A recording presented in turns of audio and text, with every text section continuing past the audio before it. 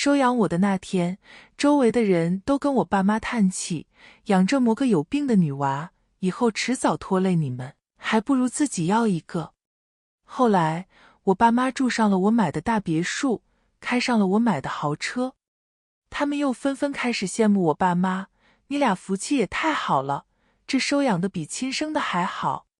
亲爱的朋友，你有没有过这样的时刻，偶然翻开一本旧书，指尖触到泛黄的纸页，突然就想起某个午后，阳光透过窗棂洒在书籍上，连灰尘都在光束里慢慢飘。那时的时光好像特别慢，慢到能把书中的每一句话都嚼出味道。欢迎来到时光书房，喜欢我的朋友欢迎点击订阅分享。那我们故事开始。开家长会的时候，全班2个妈妈最受人瞩目。一个是我妈，因为我已经2年全校第一了，从来都没掉下来过。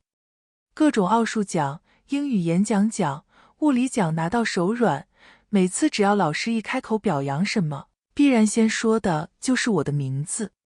全班家长都围着我妈讨教经验，我妈被人围在中间话都快回不过来了，脸上的笑几乎要咧到后脑勺了。另一个就是江玉的妈，她翘课的次数比我考试第一的次数还多，换的男朋友比我的奥数奖还多，每天穿着自己改紧了的裤子，化着浓妆，考试成绩和我一样稳定，稳定的倒数第一。作为出了名的问题学生，江玉妈妈几乎是3天2头被叫到学校。每次家长会，老师为了她的面子，虽然不会当众提，但是江玉实在是太出名了，没有哪个家长不知道，所有人都对江玉他妈避之不及。她身边方圆2米一个人都没有，跟我妈形成了鲜明对比。都说龙生九子，九子不同。我有时候看着江玉那张跟我爸成像的脸，也有些感叹。你说都是从一个肚子里爬出来的，差别怎么就这么大呢？17年之前，江玉他妈张艳丽在医院生了一对双胞胎，也就是我和江玉。当时江玉奶奶就挂了脸子，一句话都没说就走了。江玉他爹江大明也不大高兴，皱着眉问张艳丽：“2个丫头片子，你这是要断了我老张家的根儿啊？”张艳丽又急又气，还没来得及说话，江玉他奶奶就绕回来了。她指着我跟江玉面无表情道：“我们家要不了2个丫头片子，得送出去1个。”我就是被送出去的那个倒霉鬼。因为是个人就能看出我和江玉的差距，医生说我俩在肚子里抢夺营养，抢得很厉害。她白白嫩嫩，6斤8两，我比个一开罐大不了多少，浑身青紫，进气多出气少，一出生就进了保温箱。他们连犹豫都没有就选了江玉，因为保温箱住1天就多花1天钱，他们觉得一个丫头片子压根不值得花这么多钱，非要把我弄出来。医生已经说明白了，以我的情况，出来就是一个死。但他们还是坚持要把我抱回家，找人换一笔营养费。当时我妈是给我接生的主治医师，看着我实在可怜，不忍心眼睁睁地看着我送死，犹豫了很久，回去跟我爸商量了一下。我爸过来看了我一眼，也心软了。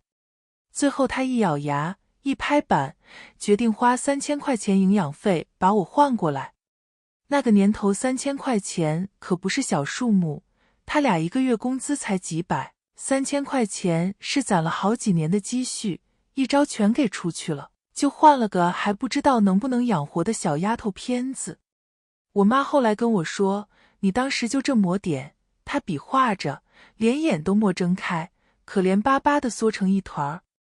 她叹了口气，你不知道哦，你刚回家的几天，我和你爸都不敢睡觉，隔几分钟就得去看看你，你比个小猫仔都大不了多少，裹在包被里都看不着你。当时一开始，我爷爷奶奶姥姥姥爷都死活不同意，2年轻人自己的孩子都莫要，先收养了一个不知道养不养得活的女娃。那个年代计划生育抓得严，一家一个孩子，要了我，也就是说他们不能再拥有自己的孩子了。僵持了好几天，他们来医院看了我一趟。我妈哭着指着我，我要是不要他，他就得死了。最后他们叹了口气，还是同意下来。我们一家子都心软得要命，看不得别人受苦。我爸妈给江家3000也是有条件的，他们要江家立下字据，这辈子不能再回来认我。从此跟我一刀两断，就当没我这个孩子。江大明还有些犹豫，但是张艳丽眼睛已经全在那3000块钱上了，死命地推了他一把。江玉他乃冷笑一声，直接就让江大明立了字据，还加了一句话：我是死是活，也不许再去找他家。估计是怕我爸妈不想要我了，再把我送回去。就这样，我从制鞋厂工人江大明和家庭妇女张艳丽的女儿，变成了小饭馆老板陆栋才和妇产科医生吴小华的女儿。当时周围看见我的人就没有不叹气的，劝我爸妈赶紧把我还给人家，一个女娃，还是身体不大好的女娃，以后肯定是个拖油瓶，赶紧把我弄走，生个自己的孩子才是正经。我爸妈都一笑了之，后来谁再说这话就跟谁翻脸，渐渐的也就没人再说了。只有少数几个嘴贱的还总是在我跟前提这件事，所以我从小就知道自己其实不是亲生的。我也不在乎，我爸妈就我一个孩子，跟亲生的也没两样了。邻居家的闲话一直说到我上小学的时候戛然而止。因为我上1年级的时候，校长直接来了我家。一开始我爸妈还以为我在学校惹什么祸了，慌了神。俩30多岁的人坐在沙发上束手束脚，看着比我更像小学生。那时候住的都是筒子楼，邻居家的孩子基本上都上一所小学，大家都认识校长。几个人都围在我家门口，幸灾乐祸地听动静。我爸妈紧张的脸都白了，我爸搓着手盯着校长，试探道：何校长，我家楠楠。校长笑着摆了摆手：陆南爸爸，你别紧张，陆南这孩子很懂事很听话，他莫惹祸。我爸松了口气，脸上终于有了笑模样。那您是？校长继续道：是这样，我们发现陆南的课程学习得特别快，这几天给他进行了一下测试，发现他已经把小学3年级的内容都学通了。想请问，这是你们家长在家提前辅导的吗？我爸妈都愣了。我妈瞅了我一眼，呆呆道：莫啊。校长眼睛一亮，继续道：那他是自己在家预习的吗？我妈更迷茫了，也没有，他一回家就帮家里干活，再就是出去玩，从来也没见他学习过。校长沉吟了一会儿，谨慎道：陆南妈妈，我觉得陆南可能是个天才，我建议你们有空带着孩子去测一下智商。现在他已经可以跳级了，你们可以考虑一下。这天我爸妈迷迷糊糊地送走了校长，校长走的时候，隔壁的王大妈悬冲着我妈大声笑话：这别人肚子里爬出来的就是不行，更别说是女娃了。小吴啊，我劝你还是早做打算，赶紧。何校长一听这话，皱眉道：我来是因为陆南这孩子可能是个天才，我让陆南爸妈带他去测一下智商，别耽误了孩子。啥？天才？王大妈就好像被掐住了脖子的鸡，瞬间急红了脸道：一个女娃子咋可能是天才呢？何校长，你来看看我家的3个小子，都聪明的要命，他们才可能是天才。何校长呵呵一笑：王家的3个小子吧，皮实是够皮实的，不过还是先把数算算再说吧。这么大的孩子还不会10以内的加减法，人家陆南都会算鸡兔同笼了。啥鸡啥兔？王大妈满脸迷茫。周围的人都震惊了，围着我指指点点。我就说陆家的闺女是个好的，从3、4岁那么点的孩子就知道帮他爸看店，从来不惹事不作妖的。另一个女人羡慕道：可不是吗？还这么聪明，老吴，你命可真够好的。这是爸妈收养我以来，别人第一次夸我妈命好。之前人们只会背地里说她傻。我妈简直乐迷糊了，嘴角压了半天还是咧了起来，谦虚道：还不一定呢，校长让我们带着孩子去测测。结果一关门，我妈就笑傻了，兴奋地抓着我爸大声道：我就知道咱闺女是个天才。你记不记得那次你们饭店算账，那么多大人算了好几遍没算出来，她张口就算出来了。我爸也高兴，抱着我直乐，咱闺女肯定是天才，等这周末咱俩一块带她去测测。刚才和校长说去哪来着？9院。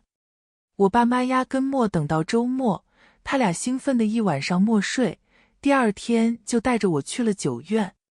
智商测出来了，158，标准的天才。那一天，整片筒子楼都被震惊了，所有人都知道陆栋才当年收养的闺女是个天才。我妈一开始想着不说，但是人家一问她就忍不住炫耀，晚上又偷偷跟我爸后悔。你说孩子以后要是学习跟不上，压力大怎么办呢？我爸倒是很看得开，搂着他道：放心吧，你看他那样，今晚上还吃了半盘排骨，心大着呢。后来证明我爸说的是对的，我压根就不在乎这些，我也没跳级，因为我爸妈去打听了，怕我年纪太小，跟比我大的孩子处不好，还是希望我多跟同龄人相处一下，有个正常的童年。但是打那之后，筒子楼孩子们的噩梦就来了。从我上1年级开始，就永远以碾压第2名的分数一直霸榜第1。每次筒子楼邻居打孩子的时候，我都能听他们说：你看看人家陆楠楠，你怎么就不能跟陆楠楠学学？我成了所有孩子的公敌。但我不在乎，反正他们抄作业的时候还是会来求我的。事情就这么顺利的一直过了2年，直到我上3年级的时候，江玉一家也搬来了东区，他转学到了我的小学。话说江玉家也是很有戏剧性。张艳丽一开始打算拉着江大明再要一个孩子，哪怕拼着工作不要了也得再要个男孩。结果谁成想后来要了好几年都没要上，俩人去医院看，最后发现江大明有弱精症。当时怀了我跟江玉，大概是中彩票一般的概率，但是想再要一个，恐怕就基本没戏了。俩人努力了好几年，一直努力到江玉上了小学才彻底死心。江大明虽然难受，不过问题出在自己身上，最后也接受了这个事实，干脆把一腔爱子之心都放到了江玉身上。哪怕是个女娃，也是他们老江家唯一的根儿了。张艳丽也是，把江玉看得比眼珠子都重要，什么好吃的、好用的紧着她来。2个人生生的把江玉宠成了小霸王。说来也是真的搞笑，当初重男轻女把我送走，现在却只能守着一个女儿过日子，也不知道他们现在心里是什么感觉。江玉来的第1天，我俩都没认出对方。实在是江家把他喂得太胖了，在那个隔3差5才能吃一顿肉的年代，江家生怕江玉身体养不好，几乎天天给他买肉吃，大棒骨、五花肉、猪大肠，什么肥，什么有油水就吃什么。所以江玉才9岁就已经100多斤了，看起来几乎顶我1个半宽。我俩本来都是杏仁眼，他却硬生生被肥肉挤成了3角眼，看着一点也不像。他没认出来我，我也不知道他，一母同胞的亲姐妹居然就这么当普通同学相处。不过很快，这层窗户纸就被捅破了。期末考试的家长会上，语、数、英3科我都是100，而且用老师的话来说，别人考100是因为只能考100，我考100是因为卷子只有100。除此之外，我还拿了小学生作文全国1等奖。老师在家长会上对我大加赞赏，甚至把我的作文我的爸妈当众念了一遍。他难掩激动地跟我妈说：陆楠楠家长，我认为陆楠楠这个孩子在文学上是非常有天赋的，将来说不定可以成为作家，家长一定要好好培养他。一边的数学老师不愿意了，他插嘴道：楠楠妈，楠楠数学成绩也特别好，之前参加奥数比赛的成绩虽然还没出来，不过我们对过答案了，拿奖没问题。我感觉楠楠这孩子还是要往理科方向培养。我妈在下面看着2个老师你一言我一语，周围所有的家长都对她投来艳羡的目光。我同桌卢晨晨的妈妈是我妈同医院的护士，对着我妈羡慕道：吴姐，楠楠这孩子你到底是咋养的？怎么就这么聪明，这么厉害？我一看你家楠楠，说心里话就想回家打孩子。我妈乐了，为难道：我说了他们都不信，这孩子从来不用我们管。卢晨晨妈继续道：那楠楠回家咋学习你知道不？他一天学习多久？我妈苦笑道：学啥啊，他回家压根不学习，就钻屋里瞎看书，不然让晨晨多看看书。陆晨晨他妈感激道：怪不得呢，还是得多看书。我回去就带我家晨晨去买书看。谢谢你啊，吴姐。我妈摆手正要说话，身后的人就开口了。她语气尖利，一开口就是阴阳怪气。小10了，大未必佳，小学生学习好有什么了不起的，还扭起来了。我妈皱眉，扭头一看，2人都呆了。刚才进来的时候乱哄哄的2人没打照面，当初我出生就被抱走了，2家之后都生怕对方反悔，我妈带着我搬了家，再也没回去过。听说张艳丽家一直以为我没养活。时隔9年再见，2个人面面相觑，都说不出话来。张艳丽很快面色大变，她还没说话，老师就开始点名了。那个年头不讲究什么孩子面子不面子的，班主任直接点了江玉的名字，皱眉道：江玉家长，江玉这孩子可能是刚转过来不适应，这语、数、英咱们班平均分都不到80，比隔壁一班少了1分多，这都是江玉拖的后腿。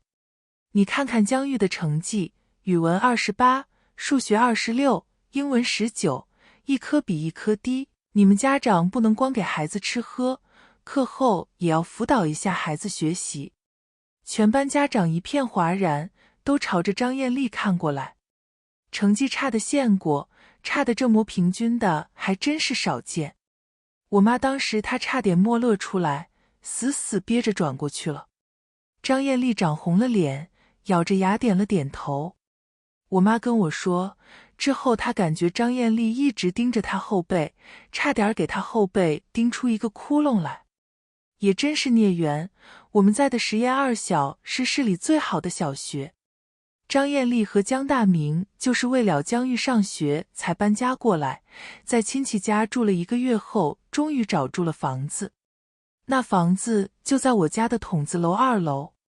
我妈下楼看见张艳丽的时候都傻了，住急忙慌地跑回家关上门，抓着我爸急道：张艳丽一家搬过来了。我爸早忘了什么张艳丽李艳丽的，纳闷儿道：谁？我妈声音都颤了，结巴道：楠楠她亲妈啊，我之前去开家常会不是和你说了吗？她当时还没反应过来，这怎么就搬过来了？是不是听说楠楠聪明，打算把楠楠要回去啊？我爸也严肃起来，他跟着下去偷偷瞧了一眼，回来就盘算起来。晚上我爸安慰我妈道：没事，当年白纸黑字立了字据的，再说我们手续都是齐全的，楠楠就是咱们闺女，谁也抢不走。我妈还是担心，都说血浓于水，万一楠楠想回去呢？这孩子鬼精鬼精的，他早知道不是咱亲生的了。我爸摸了摸我妈头发笑了。这孩子明事理，你放心，他不会的。我爸真的很了解我。事实上，张艳丽在得知我还活着的时候就动了把我要回去的心思。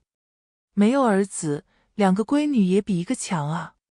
尤其是搬进来之后，得知了我的光荣事迹之后，张艳丽更是坚定了想法。她把这事儿告诉了江大明，2个人一拍即合。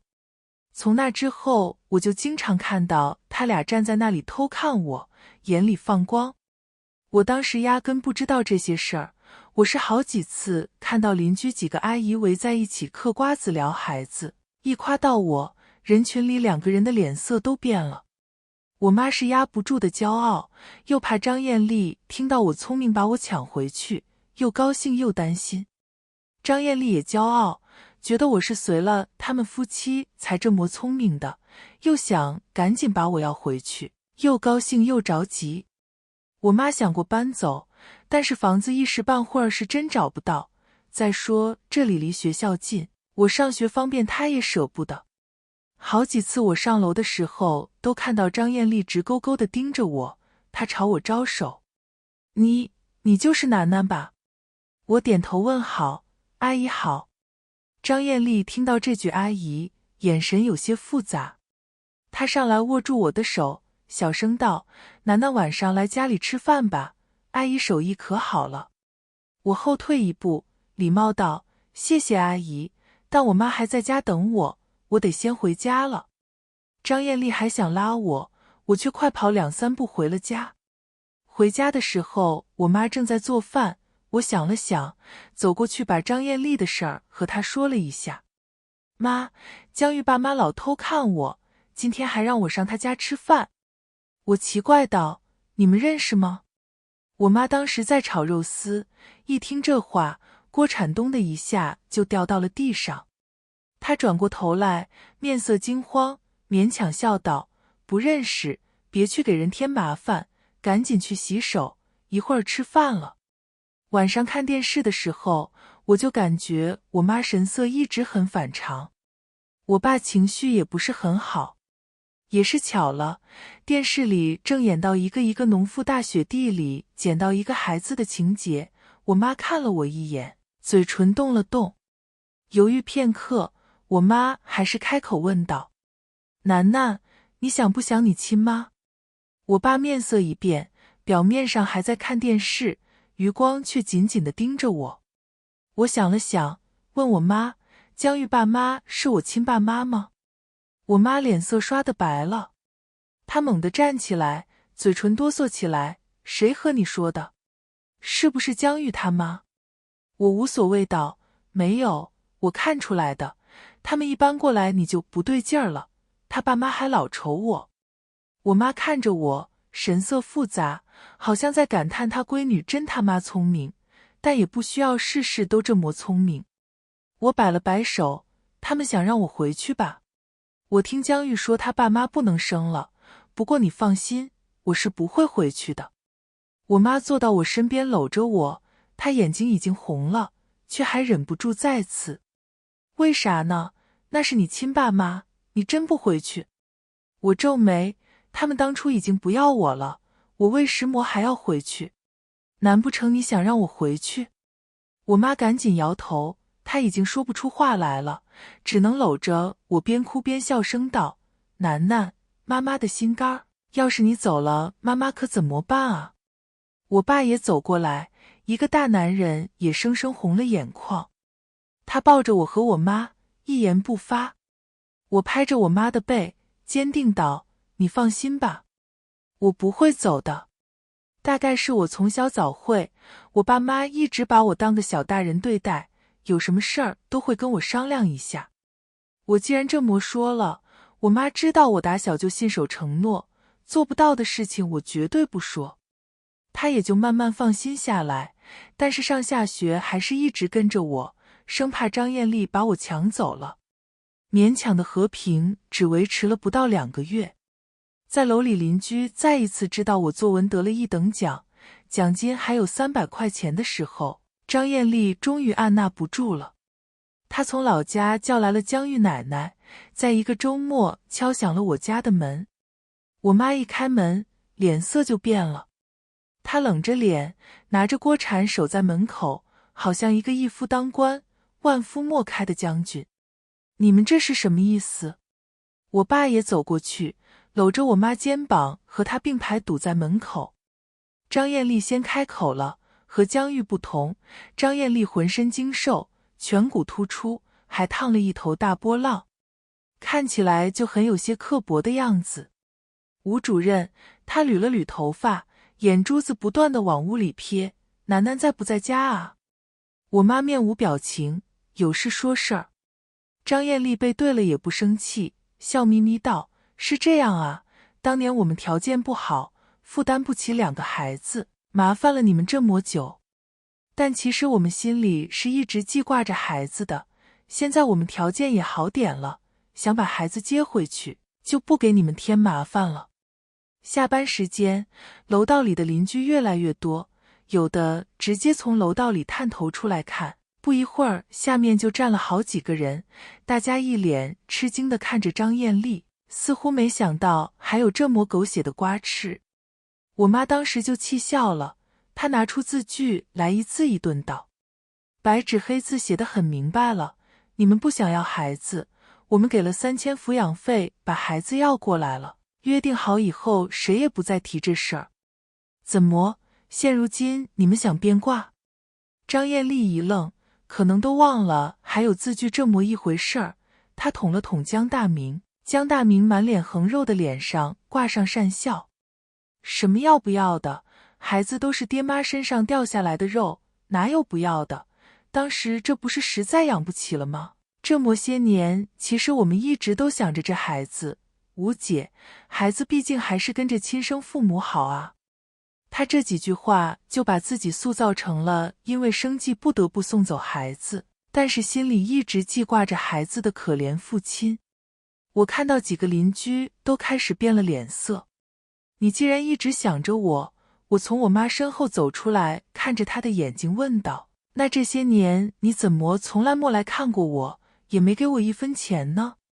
你不是很担心我吗？此话一出，邻居们也瞬间明白过来，王大妈平时虽然酸我比她孙子出息，有外人的时候却一致对外起来。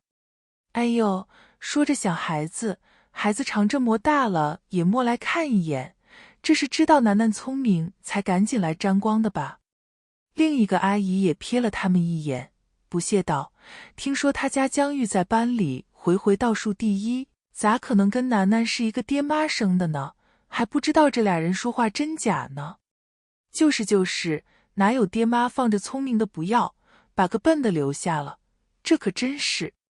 张艳丽的脸一阵红一阵白，这时候江玉他奶奶出来说话了。江玉奶奶不像是江大明的亲妈，倒像是张艳丽的亲妈，瘦小的身子，高高的颧骨，瘪着嘴的样子就像电视上演的拍花子，看着就吓人。她颤巍巍地从身上掏出一块手绢，一点点揭开，露出里面的3000块钱，对着我妈道：小吴，我们也不占你便宜，你当时给了我们3000，现在我们还你3000。孩子肯定也是想跟着亲爹妈的，你们不能这样霸着孩子啊！我妈气得脸都白了，举着锅铲刚要说话，我就开口了。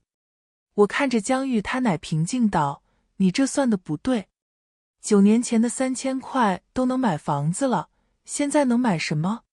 再说我爸妈这几年在我身上花了多少个3000了，这钱你怎么不算？我也不想跟着你们假惺惺这一套收一收，我听说把我扔了是因为你们还想要个儿子，现在不能生了，又想把我要回去。我妈在背后震惊地看着我，似乎不明白一个刚上3年级的小孩怎么会说出这些话来。可不是，还想糊弄人家，一个小孩都知道你们打的什么算盘，你现在也好意思拿出3000来，你寒碜谁呢？王大妈扯着嗓子喊。这不就对上了，想要儿子把闺女扔了，现在生不出来了，又想把人家养好的闺女要回去，感情好事全是你家的了。江玉他奶奶脸上一阵红一阵白，恶狠狠地瞪着我。我回看他，你瞪我干什么？我扯下我妈手里字据，在他跟前闪了一下。你再这样，小心我爸妈去法院告你。你怎么跟长辈说话的？江大明上来就要扯我，却被我爸一巴掌按在了一边。我爸开饭馆的，天天颠勺，手上的力气别提有多大了。江大明被他掐住手腕，动弹不得，面色惊恐。我爸眯着眼注视江大明，压低声音：你们家是不是觉得我们好欺负啊？孩子说的对，白纸黑字写了，你们再这样，明天我他妈就去法院告你。江大明，我倒想看看你工作权要不要了。张艳丽急得要命，你松手，你干嘛？打人了？有人打人了？他又看向我，恨恨道：白眼儿狼的东西，10月怀胎把你生下来，你就这样？吴小华，我告诉你，这孩子莫好。那就不用你操心了。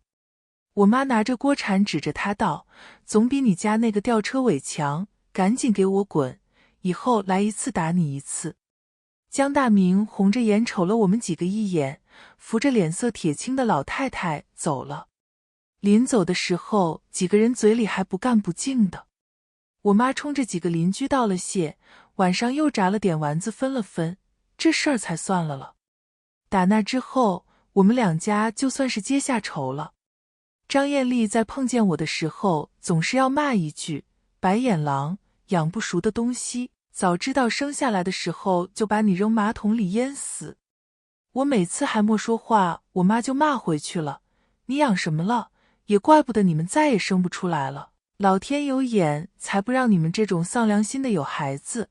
你就回家抱着你那吊车尾哭吧。张艳丽眉毛倒竖，扯着嗓子骂：现在成绩好有什么用？长大了说不定大学都考不上，我劝你别高兴得太早了。我妈慢条斯理地笑了，总比从来都没得高兴的人强吧。这样的战争几乎天天都要持续。听说张艳丽回去就花50块钱1个小时，请了人给江玉补课，是要让江玉超过我。好多次我们在家吃晚饭的时候，都能听到张艳丽在楼下喊：都是我生的，你怎么就比上那个白眼狼？当初还不如把你送出去，赶紧给我学。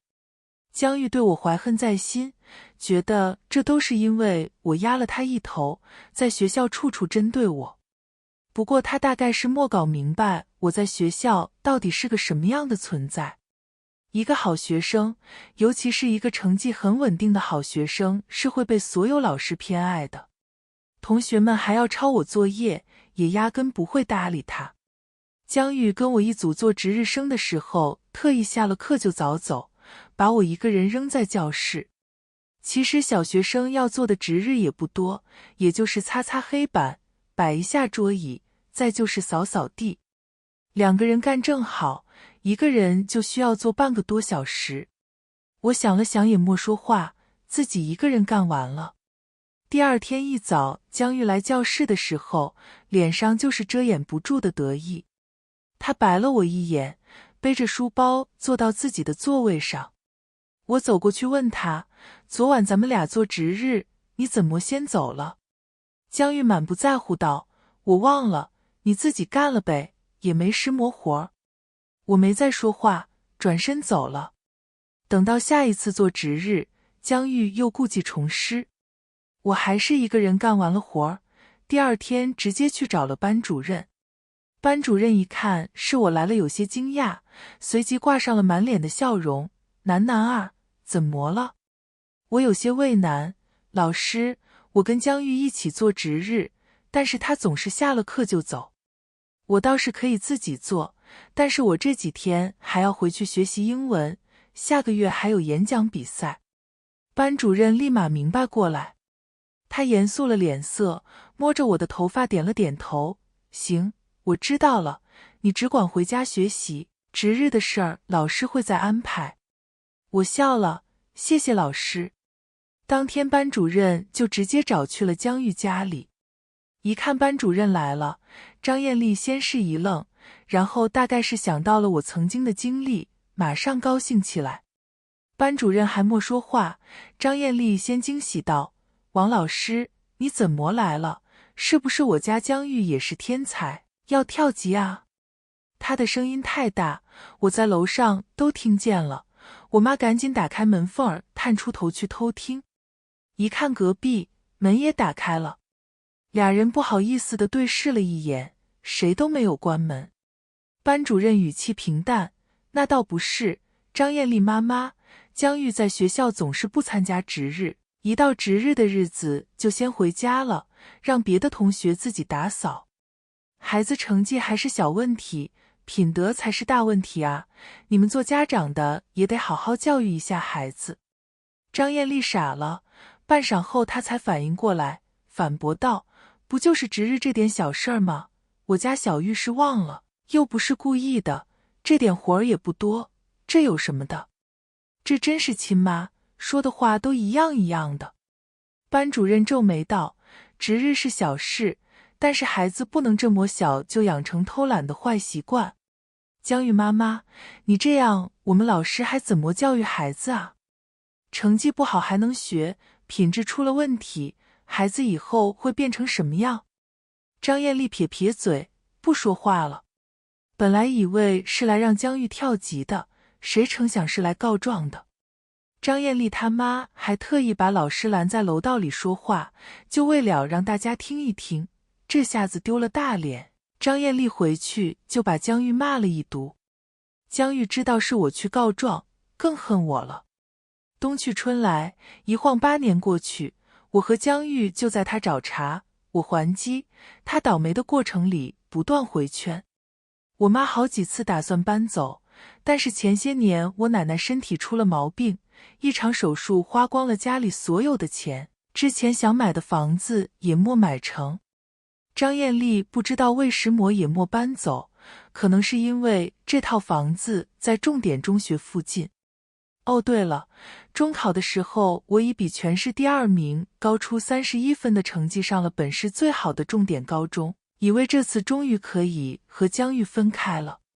谁知道张艳丽为了争这一口气，找人托了关系，花了20万，也把江玉塞进了和我一个班。这段孽缘又再续上了。本来一切都没什么变化，江玉这些年一直都没把心思放在学习上，男朋友倒是谈了一个又一个，成绩是稳定的吊车尾。张艳丽和我妈互相看不顺眼，俩人见了面就要互相冷嘲热讽，最后张艳丽往往因为江玉过于不争气而败下阵来。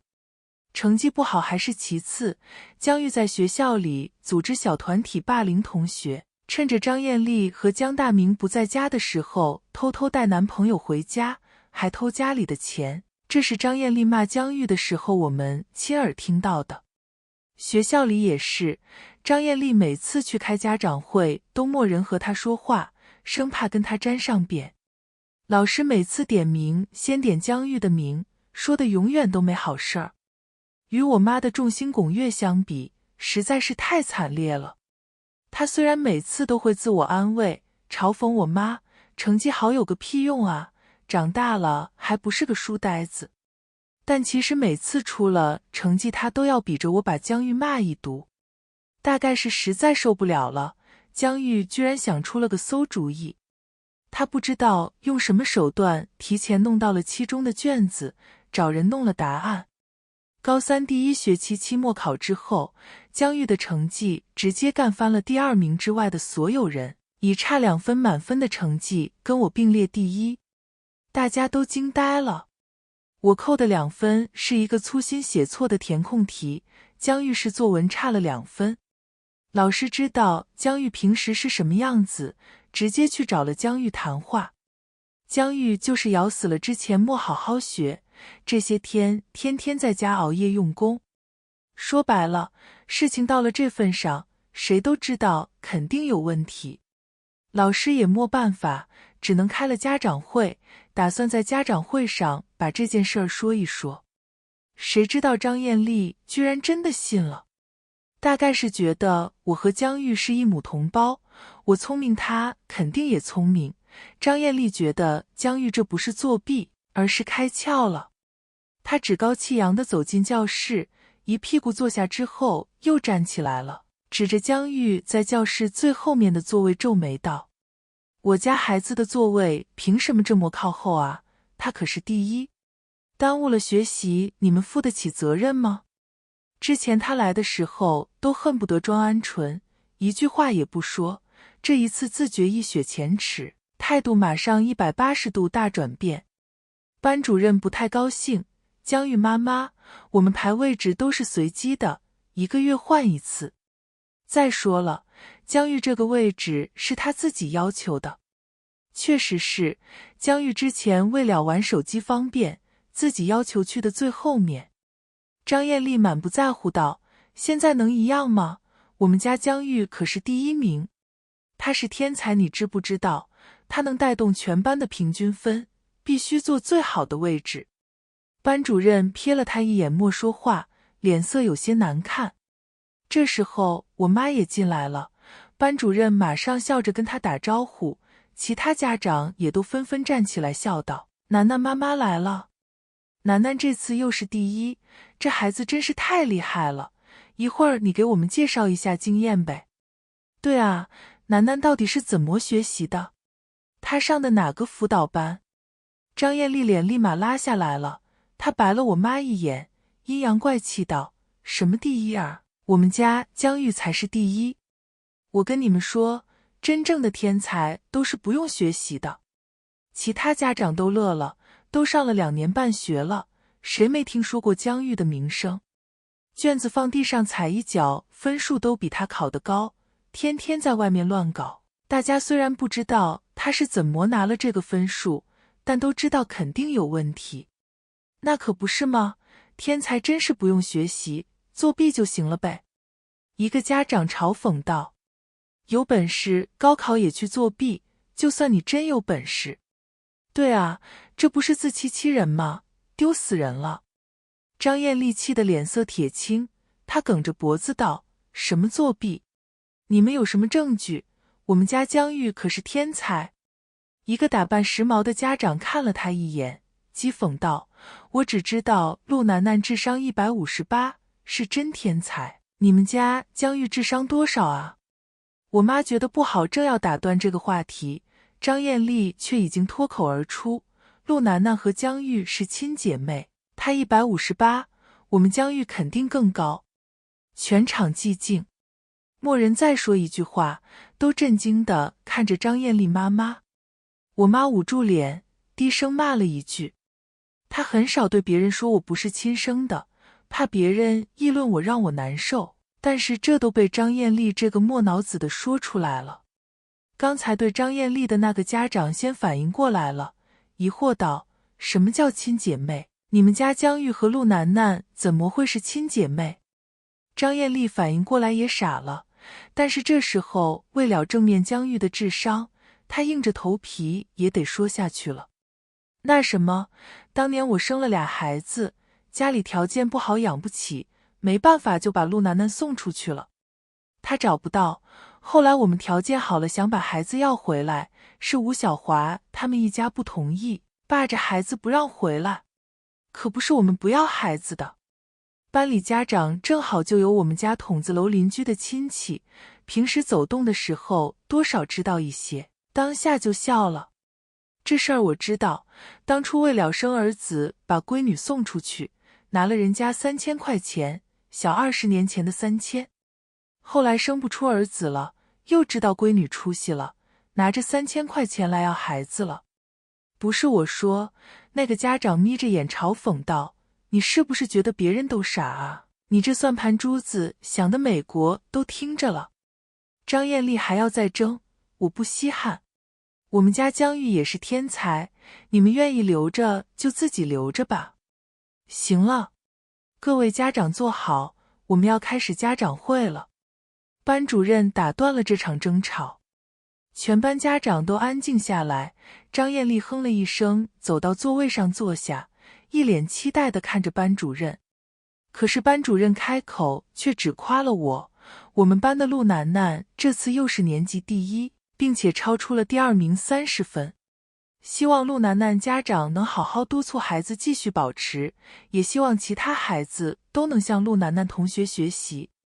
张艳丽左等右等末等来老师的表扬，忍不住插嘴道：“林老师，我们江玉也是年级第1，你可不能差别对待啊。”班主任拧紧了眉毛，扫了张艳丽一眼。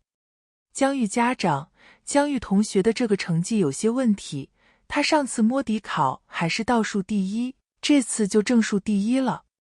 孩子有虚荣心我们理解，但是不能通过歪门邪道来提升成绩。我们做家长的也需要好好管教孩子。你什么意思？张艳丽拍桌而起，指着班主任道：“你说我们家孩子作弊，你有什么证据？我告诉你，我们江玉本来就是天才，之前没好好学罢了，随便一学就能第1。”家长掩耳盗铃，班主任也知道多说无用，只能把江玉也夸了一句。张艳丽这才得意地坐下，还特意瞥了我妈一眼。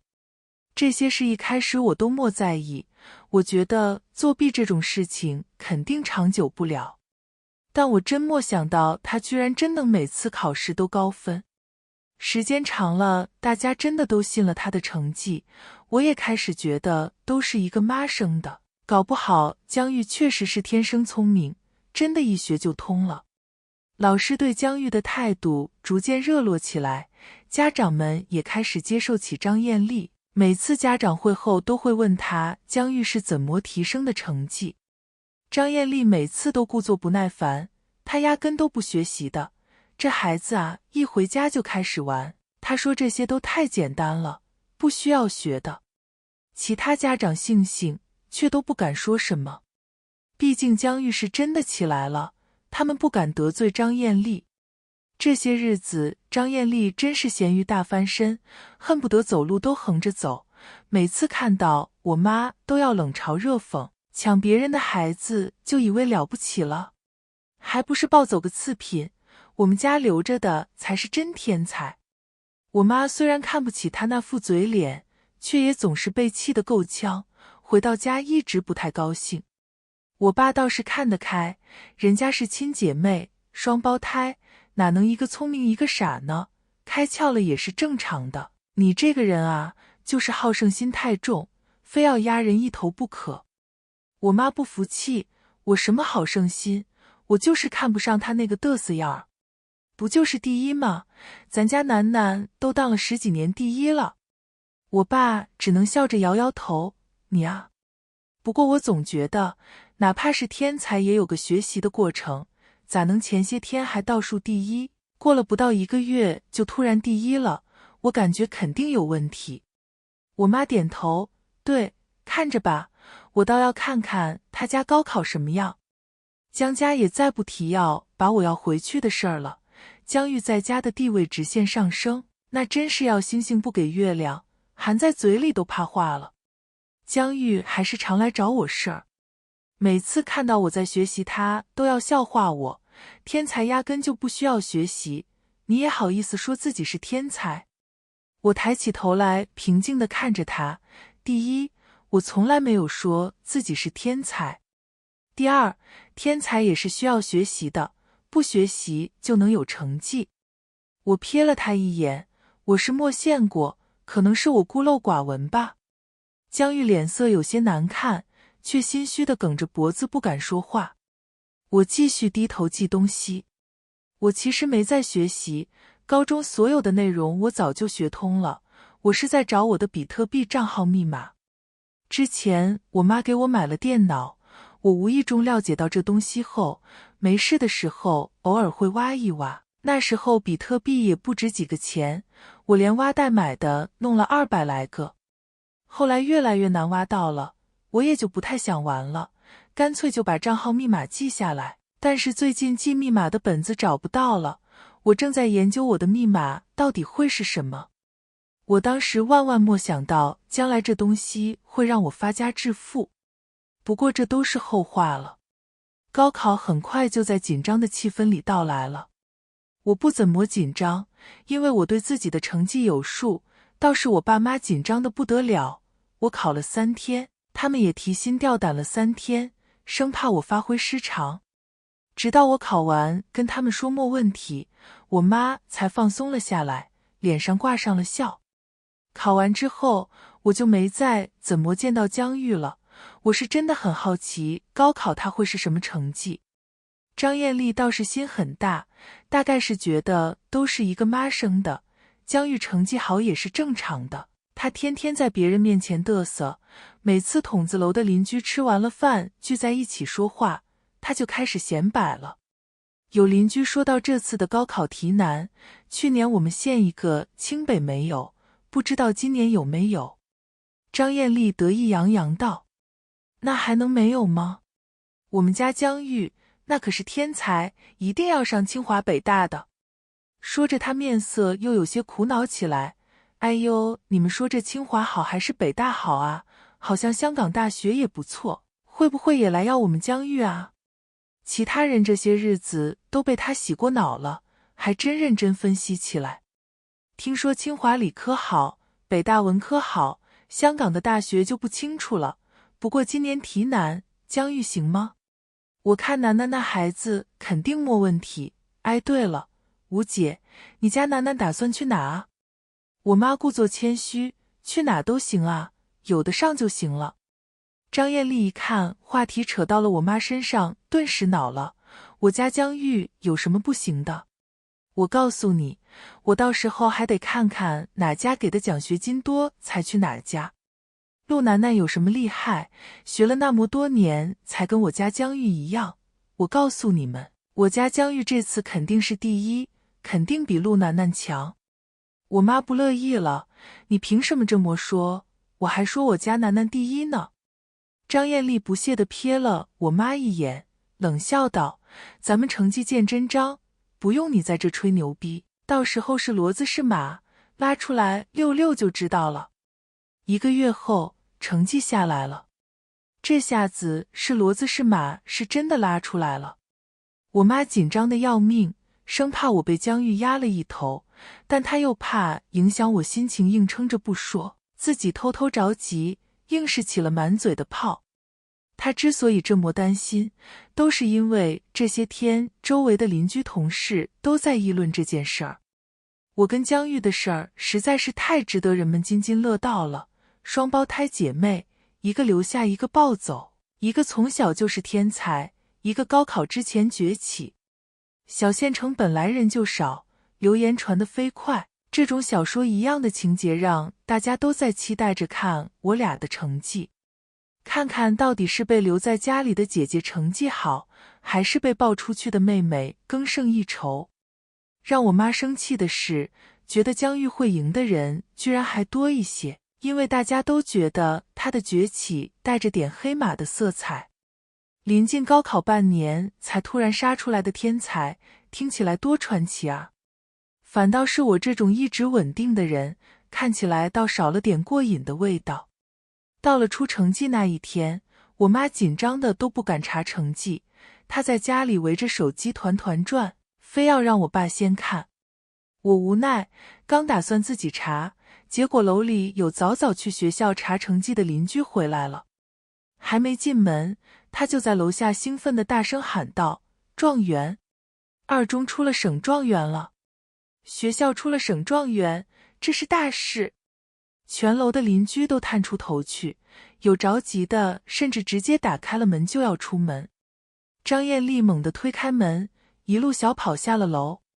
她扫视了一眼探着头看热闹的人们，满脸都是兴奋的得瑟。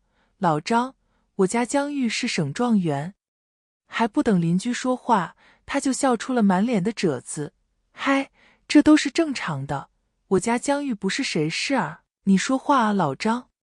我妈也着急地跑下来，省状元是哪个？那个邻居有些为难道，这我还真不知道是谁，没听清楚，光听见咱们楼出了省状元了。除了江玉还能有谁？张艳丽肯定道，我回去就查查成绩。哎呦，招生办是不是快来电话抢学生了？我得回去盯着点。她微微抬起下巴，扫了我妈一眼，有些人啊，学了10几年，白学。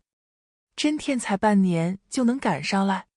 我跟你们说啊，这假聪明人就是假的，学习再努力也比不上真聪明人玩着学。可别最后竹篮打水一场空啊！我妈咬牙，脸色都气红了。你放什么屁呢？人都没说实是谁，你就知道是江玉了。可别白高兴一场。不是江玉难不成是路难呐？学了10几年还赶不上我们江玉学半年。废物！当初我可是没留错孩子。周围的邻居也小声议论起来。王大妈趴在另一个大妈耳边悄声道：你说省状元是哪个吗？肯定是楠楠吧，这孩子就没下来过第一。那个大妈摇摇头，不好说哦，你看江玉这才半年就和楠楠一样了，这高考不得超过楠楠了。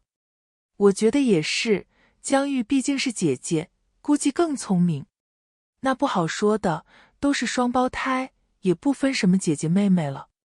那边我妈和张艳丽两人你一言我一语吵着，我妈脸气得通红，正要撸起袖子拿出气势来，突然我爸从楼上探出头来，高声朝我妈吆喝：老婆，老婆别吵吵了，快回来，清华招生办来电话了。我妈表情瞬间凝滞住了，保持着撸袖子的动作，半天莫动弹。片刻后，她几乎以留下残影的速度，刹那间消失在了我们面前，一步跨3个台阶跑上楼了。这一下子，邻居们都沸腾了。我的妈，清华招生办哦，那状元肯定是楠楠了。就是，我就说楠楠这孩子一直成绩好，那偶尔的第一都不是事儿，一直第一才叫厉害呢。咱们上去听听去，沾沾喜气。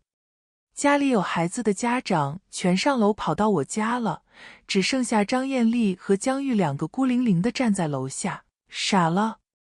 半晌后，张艳丽反应过来了，她咬着牙一拍大腿道：回家，说不定清华招生办马上也给咱家打电话了，可别错过了。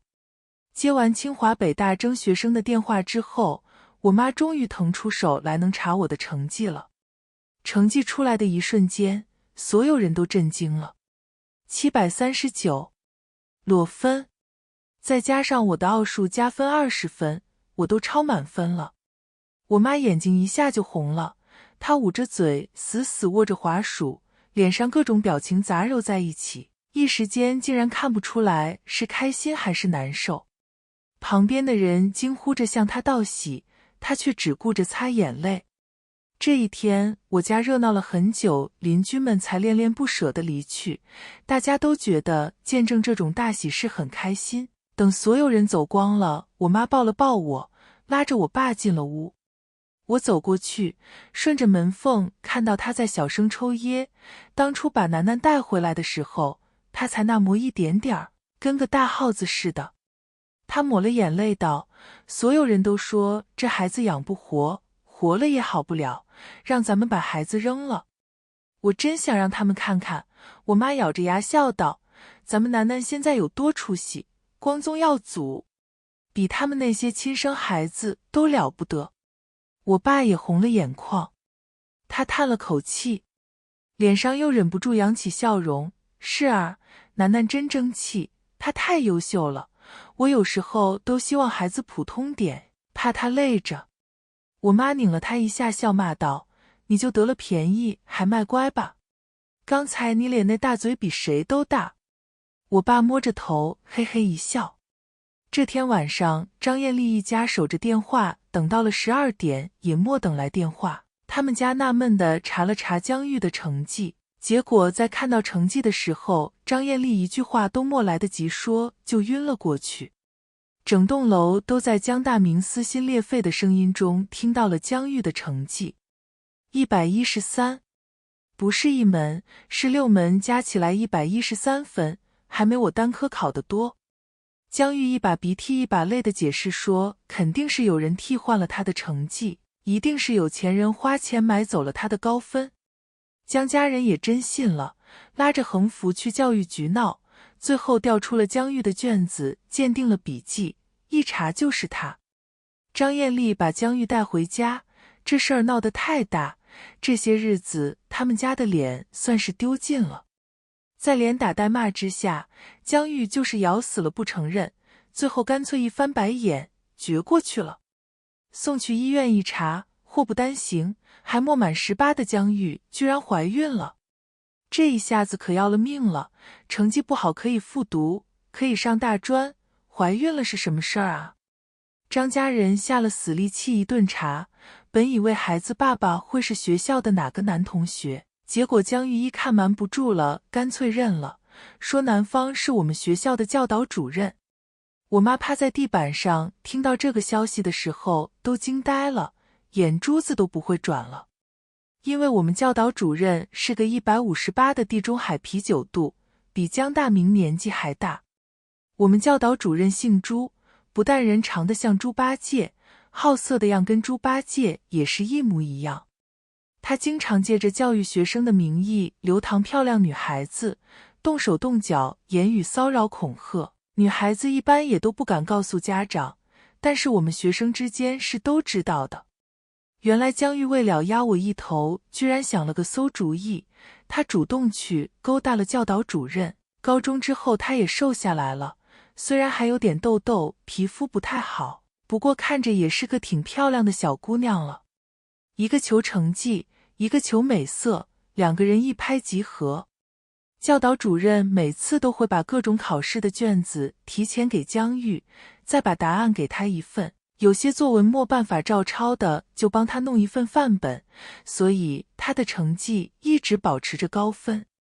但是高考就没办法了，不管他怎么央求教导主任，他都不肯给他想办法。教导主任又不傻，自己学校的事情都是小事儿，要是闹到高考上，那就是犯法了，是要进号子的。江玉没办法，只能硬着头皮自己去考。结果真应了张艳丽那句话，是骡子是马拉出来溜溜了。张艳丽知道这件事儿之后气晕了好几次，她拉着江玉去教导主任家讨说法，结果教导主任死活不承认。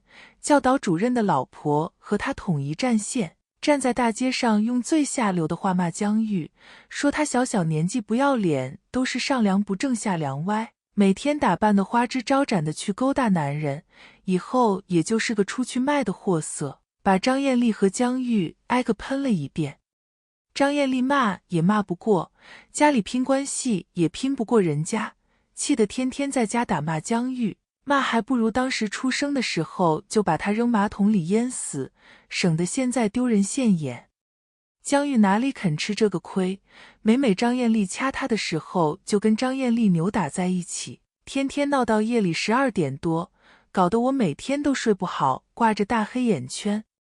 我妈心疼我，找我爸商量，咱们以后也不需要学区房了，筒子楼住着是不方便了，把房子买了，去买个好点的吧，你看孩子都睡不好觉。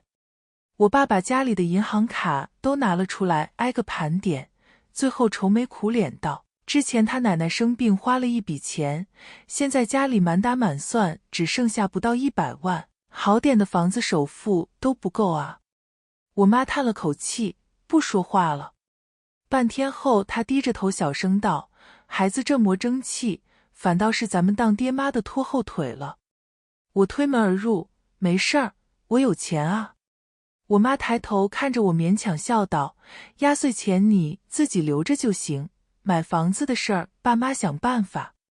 我摇摇头，不是，我比特币密码找着了，今天比特币的价格是19497，4美元一个，我有256个，我们可以卖一点儿。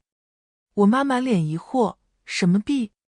我爸早就猛地站了起来，他起来得太猛，把凳子都带翻了，眼珠子都快瞪出来了，颤抖着声音道，比特币？你有比特币？你什么时候买的？我想了想，09年刚出的时候才10几块钱一个，我用压岁钱买的。说着，我就带着我爸妈到电脑跟前，给他们看了看我的账户。我爸攥着滑鼠的手青筋突出，滑鼠甚至发出了不堪重负的咯吱咯吱声。她满脸涨红，屏住呼吸气都不敢喘了，死死盯着电脑说不出话来。我妈皱眉道：什么事儿啊，这么大惊小怪的，老陆你傻了？我爸身体僵硬，呆呆的一屁股坐到椅子上，他神色茫然，眼神涣散，呆滞的计算着。19497一个，今天汇率多少来着？我在一边接话道：7654。我爸掰着手指头，大脑已经不运转了。19497乘以6， 76。16得6， 6963。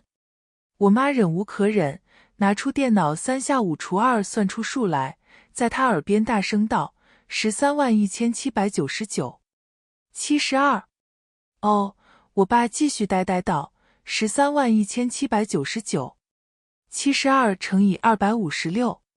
这时候我妈也大概听明白什么意思了，她浑身一震，点着计算器的手指头都开始哆嗦了，算了好几遍才算出数来：3374、0728、32。这是几位数啊，老陆？我这一辈子也没见过这么多数啊。我平静道：3300万，不过我觉得还会涨，我们可以留一部分，对1000来万去买个别墅。我看是市南区500平的别墅才卖不到1000万。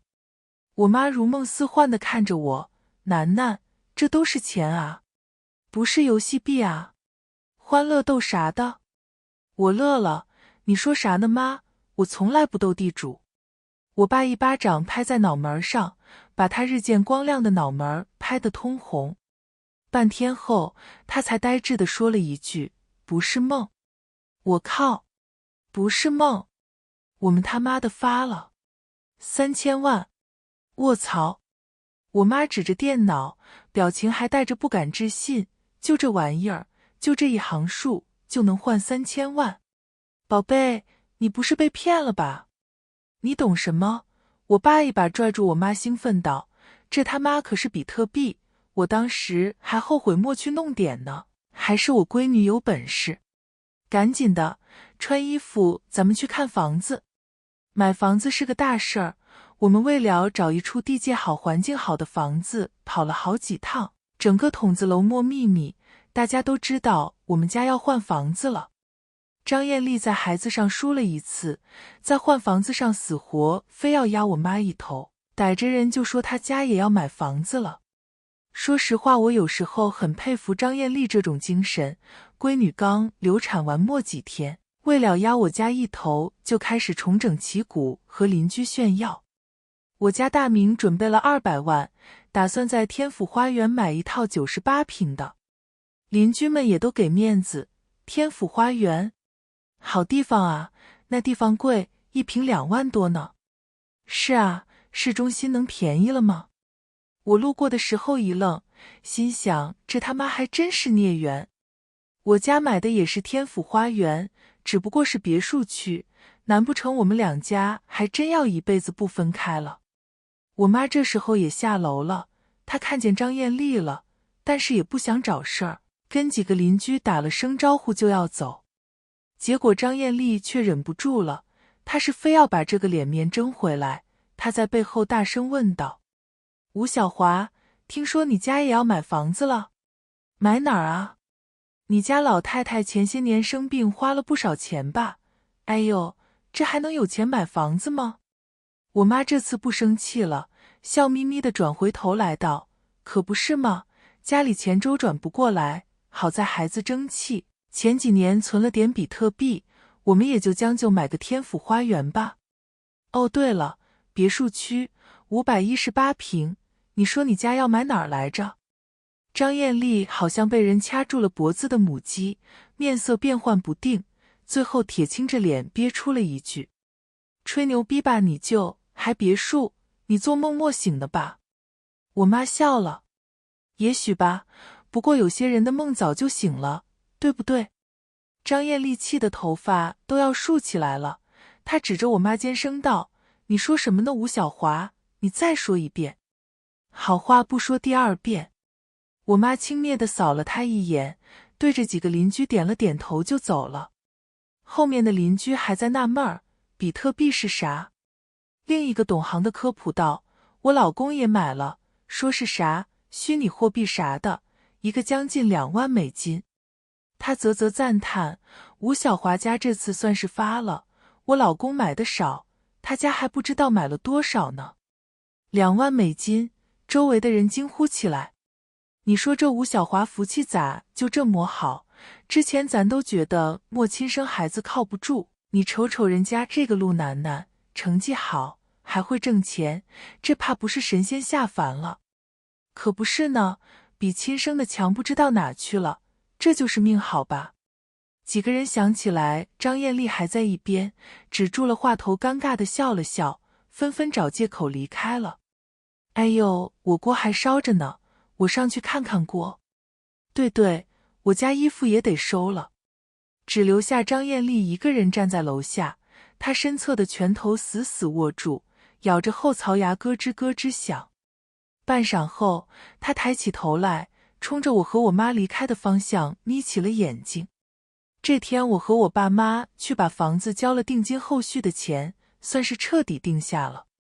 因为我想多留点比特币，我爸妈又还不起房贷，干脆就直接全款买了一套1128万的湖景别墅，带个几十平的小院子，还带着2车库，环境特别好。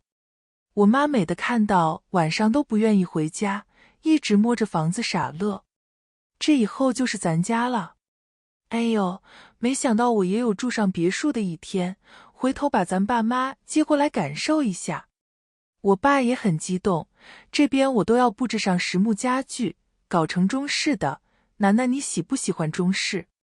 我妈立马反驳道，你老土不老土？现在年轻人都喜欢那什么北欧西式的，是吧楠楠？我看着他们2个人，笑着点了点头。我都行，只要有家人在，哪里都是家。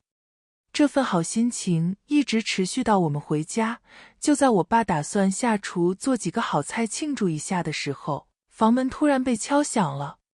我妈一脸纳闷地去看了看猫眼，脸色瞬间就变了。她猛地打开门，警惕道，张艳丽，你又来干什么？张艳丽这次又是带着江大明来的，身后还跟着江玉。她开门见山道，你把我家楠楠还给我，我家的孩子凭什么你养着，自己生不出孩子来就抢别人家的孩子。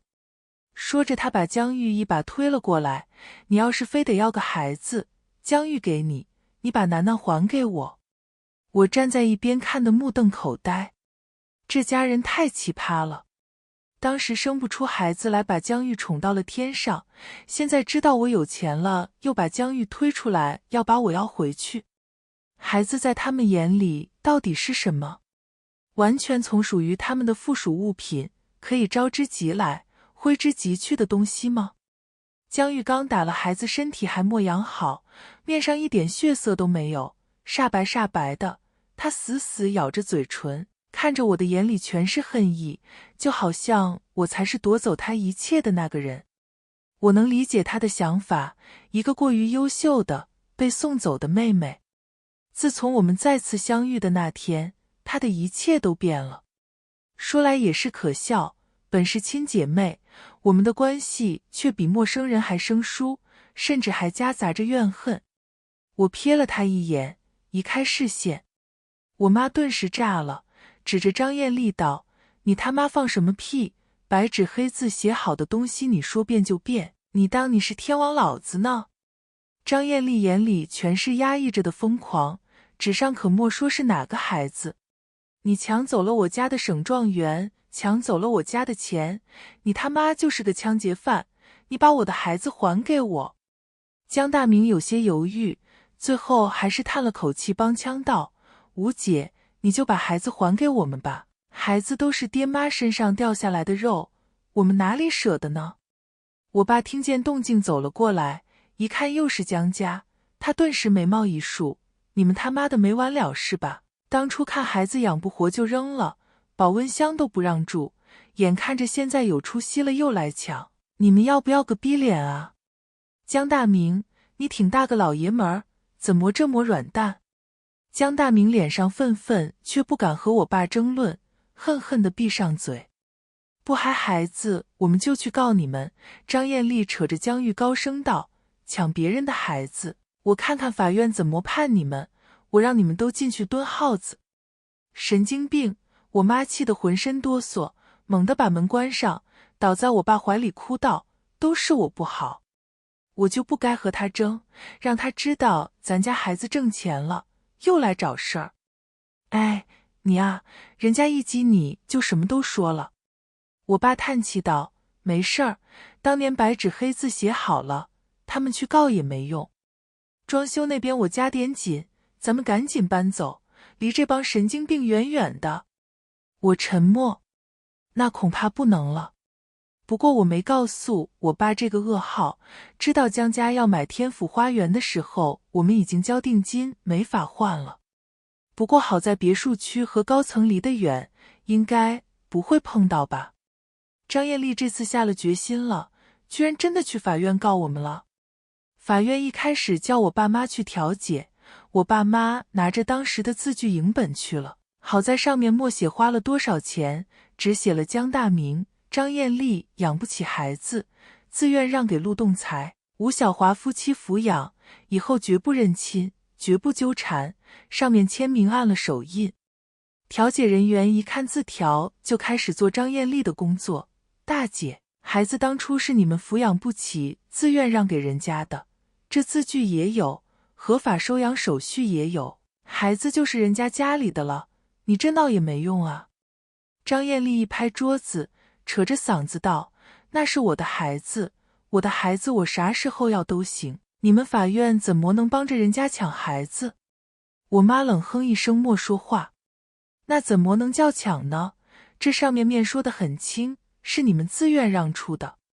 我不管，反正我就要我的孩子。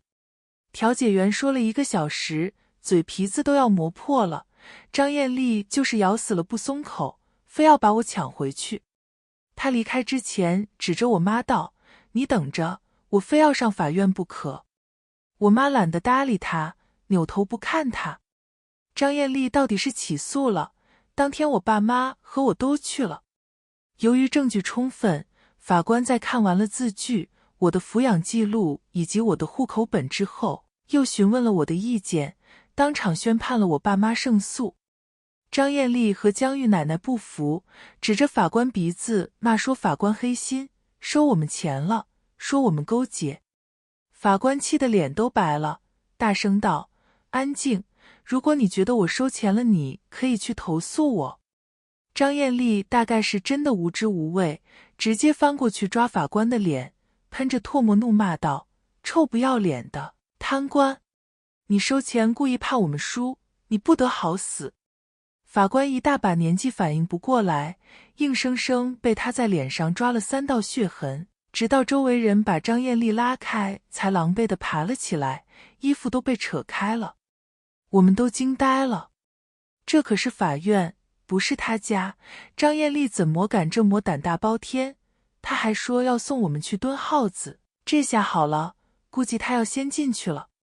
果然，几个人直接把张艳丽拉了下去，说她冲击法庭，殴打司法工作者，涉嫌扰乱法庭秩序，直接给带走了。江大明在一边哭求，法官你饶了他吧，他家庭妇女一个，啥也不懂，法官。可惜已经晚了，没人理他了。我和我爸妈都傻了，一脸懵逼地出了法院。走下楼梯，我妈扭头看我，眼神复杂。你说张艳丽那个傻货怎么能生出这么聪明的闺女？别是孩子是他们偷来的吧？我看江大明那样也不是个聪明的。你管他们呢？我爸启动了车朝我们招手，赶紧的，约了下午去看设计图呢，咱房子要开始装修了。来了，我妈立马把这些事儿甩到脑后，开开心心地拉着上了车。